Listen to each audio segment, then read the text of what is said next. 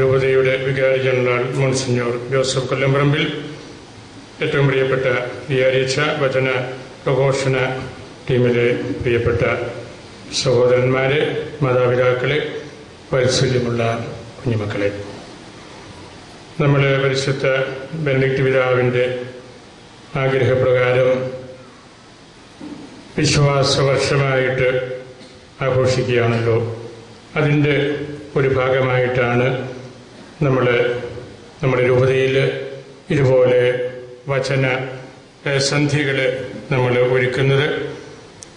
അതിൽ നമ്മളുടെ ആളുകൾ വന്ന് ദൈവവചനം കേട്ട് അതിൻ്റെ വ്യാഖ്യാനങ്ങൾ ശ്രവിച്ച് വിശ്വാസത്തിൻ്റെ മുഖ്യ ഘടകങ്ങൾ കണ്ടെത്തി ഒന്നുകൂടെ വിശ്വാസ തീഷ്ണത കൊണ്ട് ജ്വലിച്ച് കത്തോലിക്ക സഭയുടെ വിശ്വാസം പരിരക്ഷിക്കുന്നതിനുള്ള ഒരു പരിശ്രമമാണല്ലോ ഇത്.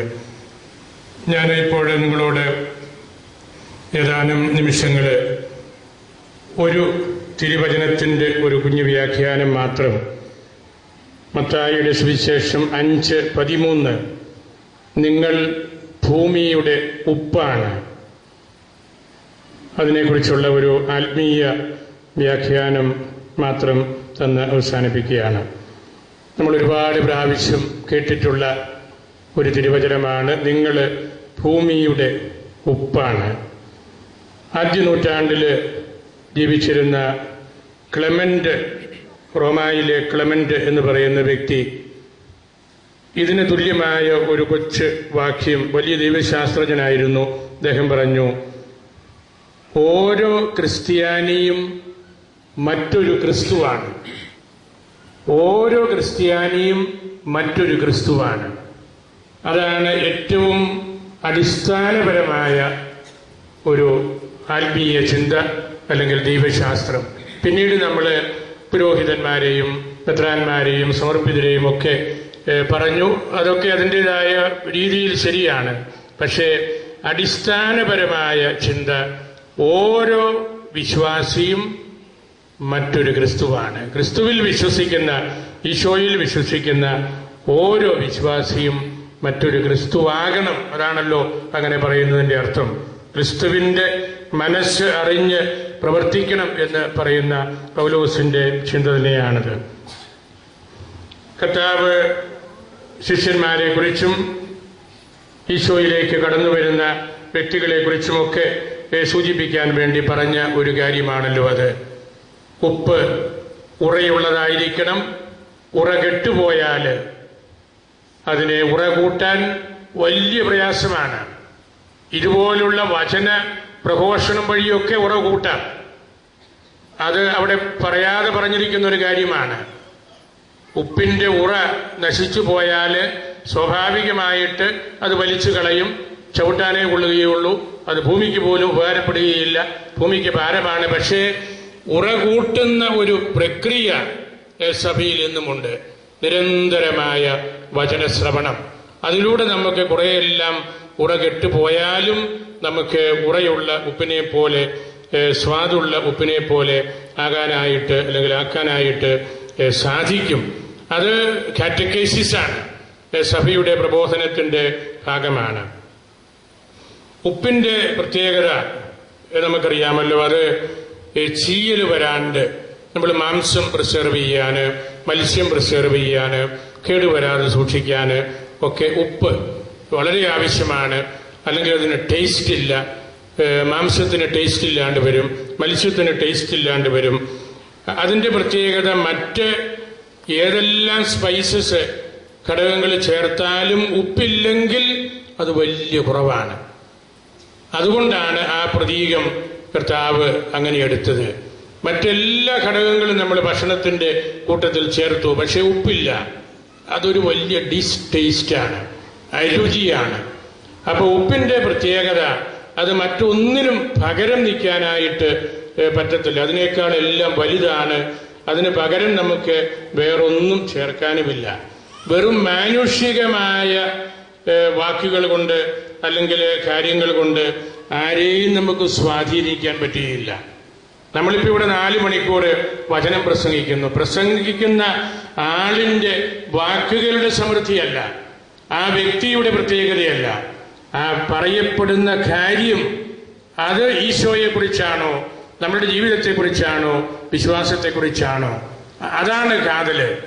വാക്കുകൾ കൊണ്ട് അല്ലെങ്കിൽ നമ്മളുടെ പ്രത്യക്ഷത്തിൽ കാണുന്ന ശാരീരികമായിട്ടുള്ള നമ്മളുടെ ലാവണ്യം കൊണ്ട് ഒന്നും ആരെയും നമുക്ക് ആകർഷിക്കാൻ പറ്റുകയില്ല. ഉപ്പിന്റെ ഏറ്റവും കാതലായിട്ടുള്ള കാര്യം അതാണ്. അപ്പോൾ നിങ്ങൾ ഭൂമിയുടെ ഉപ്പാണെന്ന് ഈശോ തന്റെ മുമ്പിലുള്ളവരോട് പറഞ്ഞപ്പോൾ ഈശോയുടെ പ്രബോധനത്തിന്റെ മാഹാത്മ്യം നമ്മളിലൂടെ നിലനിർത്തണം. അവന്റെ മിഷന്റെ, അവന്റെ വചനത്തിന്റെ സംരക്ഷകനായിട്ട് ഞാൻ മാറണം.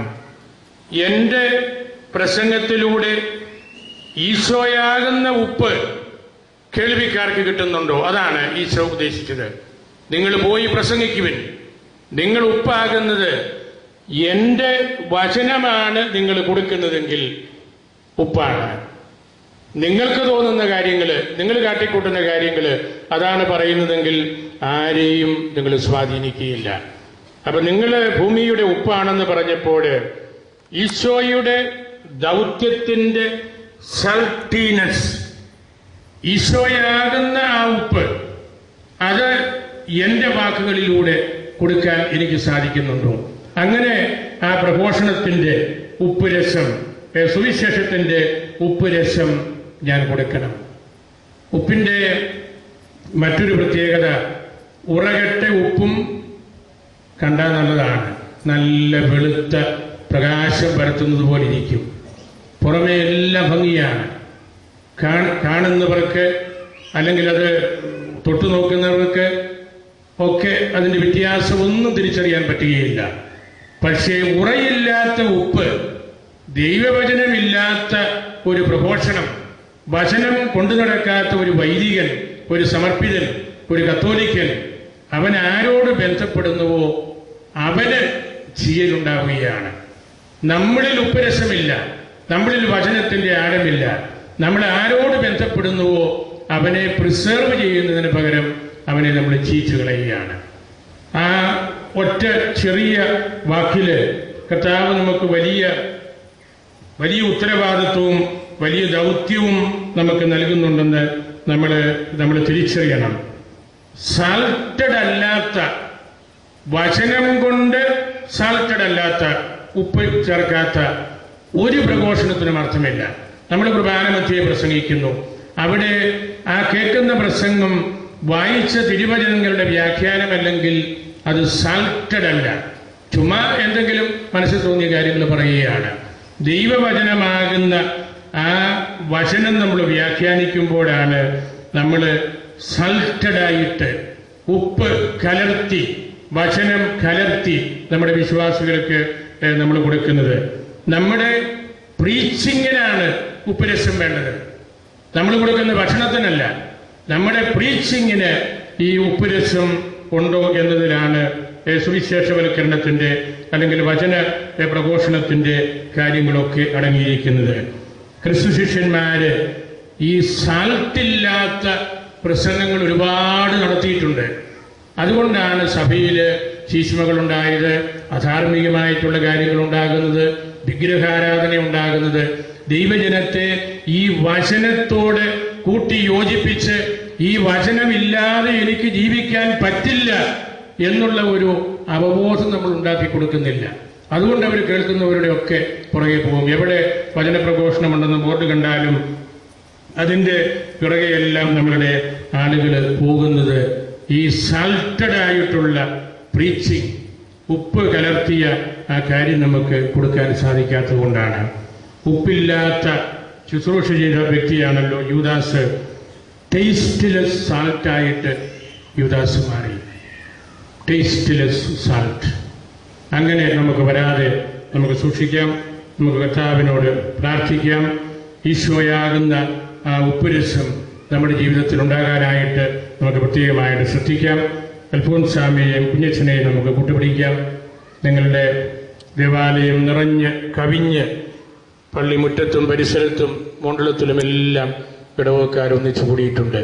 ബഹുമാനപ്പെട്ട വികാരിച്ചിനെ ഞാൻ പ്രത്യേകമായിട്ട് ഓർക്കുന്നു. അദ്ദേഹം നിങ്ങളോട് ഇതേക്കുറിച്ച് ഉപ്പ് കലർത്തി സംസാരിച്ചതുകൊണ്ടാണ് നിങ്ങളെല്ലാവരും ഇവിടെ വന്നത്. നിങ്ങളെ ഞാൻ പ്രത്യേകമായിട്ട് ഓർക്കുന്നു. ഈശോയുടെ അനുഗ്രഹത്തിനായി നമുക്ക് എഴുന്നേറ്റ് നിൽക്കാം. നമ്മുടെ കൃപയും ദൈവത്തിന്റെ സ്നേഹവും പരിശുദ്ധാത്മാവിന്റെ സുഖവാസവും നാം എല്ലാവരുടെ കൂടെ ഉണ്ടായിരിക്കട്ടെ, ഇപ്പോഴും എല്ലാ സമയത്തും. ആമേൻ.